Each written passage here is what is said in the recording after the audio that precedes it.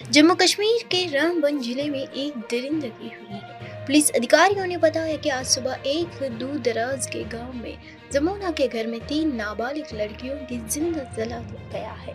हालांकि उकराल ब्लॉक के तनमस्ता ताजनिहाल गांव में एक 3 मंजिला घर में सुबह सुबह आग लग गई। बिस्मा, सईका और सानिया उस घर की ऊपरी मंजिल पर सो रही थी। पूरा घर आग की लपटों में गिर जाने के कारण तीनों बहनें बाहर नहीं आ सकी और पूरी तरह जिंदा जल गए हैं। 12 फरवरी को यानी आज रजत नेता मृत्युंजय तिवारी ने कहा कि राज्य में सच्ची की जीत होगी और लोकतंत्र की जीत होगी। गौरतलब है कि सीएम नीतीश कुमार के नेतृत्व वाली एनडीए सरकार का फ्लोर टेस्ट 12 फरवरी यानी आज विधानसभा में होगा। मृत्युंजय तिवारी ने कहा, सच्चे परेशान हो सकता है लेकिन पराजित नहीं। कुछ ही घंटों में सब पता चल जाएगा। लोकतंत्र की जीत होगी। सभी विधायकों ने बिहार और उसके भविष्य को बचाने के संकल्प लिया और इसके लिए वर्तमान सरकार को सत्ता से हटाना होगा। सत्य परेशान हो सकता है, पराजित नहीं। हम होंगे कामयाब, मुझे पूरा है विश्वास। इसलिए आज 2-4 घंटे में सब पता चल जाएगा। चाहे जितना भी सरकारी तंत्र का दुरुपयोग कर लें दिल्ली से लेकर पटना तक, लेकिन लोकतंत्र जीतेगा। लोकतंत्र को बचाने का जो संकल्प है उसको लेकर के सारे माननीय विधायक एकजुट हैं। सभी माननीय विधायकों ने संकल्प लिया है कि बिहार को बचाना है, बिहार के भविष्य को सजाना संवारना है, तो फिर इस सरकार को हटाना है। अब देखिए, आज पता ही चल जाएगा इस सरकार की कितनी आयु है। सारे तंत्रों को लगा दिया गया है, हर प्रयास सरकार के ओर से किया जा रहा है, लेकिन इसके बावजूद हमें पूरा विश्वास है कि हम होंगे कामयाब। सरकार अगर गिर गई तो फिर आप 122 कहां से लाएंगे? भाई, सरकार गिर गई तो हमारी जीत होगी और सरकार नहीं बनेगी। ये कौन संख्या कहां से आएगा, ये सब का जवाब आज मिल जाएगा सामने। किसानों द्वारा बुलाई गई दिल्ली चलो विरोध मार्च से पहले 12 फरवरी यानी आज सिंध सीमा की सुरक्षा व्यवस्था खड़ी कर दी गई है। इससे पहले दिल्ली पुलिस ने 11 फरवरी को उत्तर पूर्वी दिल्ली और सीमाओं पर आपराधिक प्रक्रिया संहिता की धारा 144 लगा दी थी। किसी भी अप्रिय घटना से बचने और कानून व्यवस्था सुनिश्चित करने के लिए पड़ोसी राज्य उत्तर प्रदेश के साथ है।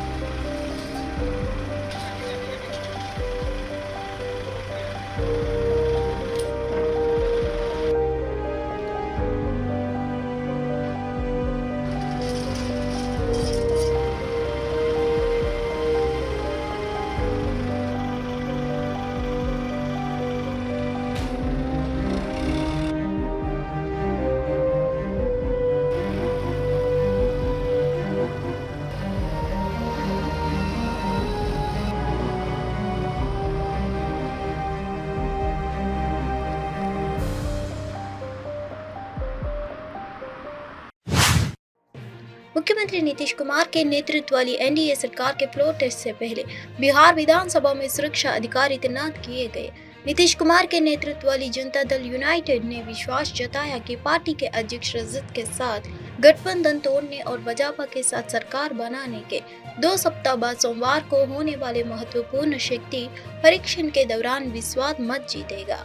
नीतीश के रिकॉर्ड 9वीं बार बिहार के मुख्यमंत्री के रूप में शपथ लेने के बाद विश्वास मत होगा। विधानमंडल का सत्र शुरू होता है तो हम लोग परंपरागत रूप से सुरक्षा की व्यवस्था, खासकर जो पहले 2-3 दिन होते हैं उन दिनों पे विशेष रूप से, और फिर जब कभी भी कोई बड़ी किसी संगठन का धरना प्रदर्शन होता है तो उस संबंध में भी हम लोग करते हैं।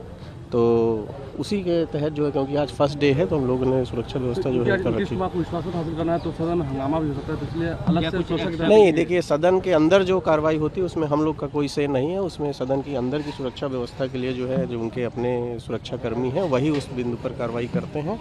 और इसमें अगर कोई आदेश होता है तो उस आदेश के अनुरूप ही हम लोग कोई करते हैं। हम लोग अपने स्तर से सदन के अंदर की कार्रवाइयों में कोई हस्तक्षेप नहीं करते हैं। बाहर से विधायकों को लगा तो एक्स्ट्रा फोर्स नहीं, ऐसा कुछ नहीं है कि एक्स्ट्रा फोर्स लगाया गया है। माननीय विधायक और विधान पार्षद लोग सब आ रहे हैं, और जो पहले से जो सेट प्रोटोकॉल है कि विधानमंडल के इस परिसर के अंदर जिसको आना है, हम लोगों ने सभी जो हमारे बल और मजिस्ट्रेट और पुलिस ऑफिसर प्रतिनियुक्त हैं उनको इस संबंध में ब्रीफ कर दिया गया है कि जो जिनको अलाउड है, जो माननीय विधायक हैं, माननीय विधान पार्षद हैं वो, और फिर जिनको पास इशू किया गया है वो, और जो यहाँ के कर्मचारी हैं उन लोग जो नियम संगत तरीके से जिनको अलाउड है वो लोग आएंगे।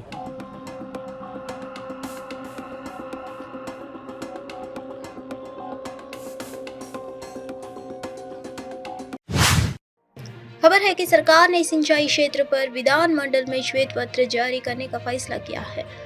उठान खाता बजट पर बहस जो पहले ही सदन में पेश की जा चुकी है, आज से शुरू हुई। इसके अलावा सरकार ने पिछली बीआरएस सरकार के दौरान निर्मित सिंचाई परियोजनाओं के निर्माण में खामियों पर सदन में एक श्वेत पत्र जारी करने का निर्णय लिया है। इस हद तक सत्तारूढ़ कांग्रेस पार्टी ने कल शाम को प्रजा भवन में परियोजनाओं का निर्माण अनियमितताओं विषय पर अपने सदस्यों को एक पावर पॉइंट प्रेजेंटेशन दिया। कार्यक्रम में CM Revanth Reddy, deputy CM Bhatti Vikramarka समेत मंत्री, विधायक और एमएलसी शामिल हुए। मंत्री उत्तम कुमार रेड्डी ने पावर पॉइंट प्रेजेंटेशन के जरिए परियोजनाओं के बारे में बताया। सीएम रेवंत रेड्डी ने विधायकों और एमएलसी को निर्देश दिया कि कृष्णा नदी परियोजनाओं को केआरएमबी को सौंपने की विपक्ष की आलोचना से कैसे निपटा जाए। इस महीने की 13 तारीख को नलगुंडा में हुई एक सार्वजनिक बैठक में विपक्षी बीआरएस पार्टी द्वारा की गई आलोचना पर जवाबी हमला करने का सुझाव दिया गया है। बिहार विधानसभा में सोमवार 12 फरवरी यानी आज फ्लोर टेस्ट है।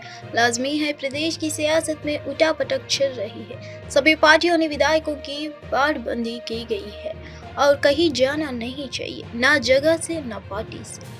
राज्य के पूर्व डिप्टी सीएम तेजस्वी यादव ने तो अपने सारे विधायकों को घर पर ही बुला दिया गया। संगीत बजावकार मानसायान भी करवाया है, मगर आधी रात को पुलिस आ गई, गेट खुलवाने की कोशिश करने लगी। राष्ट्रीय जनता दल ने इसे नीतीश कुमार की साजिश बता दिया। आरोप लगाया कि पुलिस नीतीश के कहने पर आई है और रजत विधायकों के साथ कुछ अपडेट करना चाहती है। कतर की जेल में बंद 8 पूर्व भारतीय नेवी ऑफिसरों की रिहाई हो चुकी है। भारत लौटने पर उन्होंने सरकार और पीएम मोदी को धन्यवाद किया है। बोले कि पीएम के व्यक्तिगत हस्तक्षेप और कतर के साथ उनके समीकरण के बिना रिहाई संभव नहीं होती। इस बीच मामले पर कांग्रेस की प्रतिक्रिया भी सामने आई है। सभी देशवासियों के साथ भारतीय राष्ट्रीय कांग्रेस भी खुद को इस खुशी में शामिल करती है कि कतर में कोर्ट से फांसी की सजा पाने वाले भारतीय नौसेना के 8 पूर्व अफसर रिहा होकर घर वापस आ गए। हम उन्हें और उनके परिवारजनों को बधाई और शुभकामनाएं देते हैं। अंडर 19 वर्ल्ड कप के फाइनल में भारतीय टीम को ऑस्ट्रेलिया ने 79 रनों से हरा दिया। भारतीय टीम का 6ठी बार वर्ल्ड कप जीतने का सपना टूट गया। भले ही भारतीय टीम खिताब नहीं जीत पाई हो, लेकिन युवा खिलाड़ी मुरुगन अभिषेक और नमन तिवारी ने भारतीय फैंस का दिल जरूर जीता। दरअसल जब भारतीय टीम लगभग हार की दहलीज पर खड़ी थी, तब दोनों खिलाड़ियों ने मैच के दौरान आपस में कुछ ऐसी बातें की जिसने फैंस को दीवाना बना दिया है। फैंस उनके जज्बे को सलाम कर रहे हैं। हुआ ये है कि जब भारत को जीत के लिए 75 गेंद पर 103 रन चाहिए थे और केवल 2 विकेट ही बचे थे, उस समय क्रीज पर मुरुगन अभिषेक और नमन तिवारी मौजूद थे।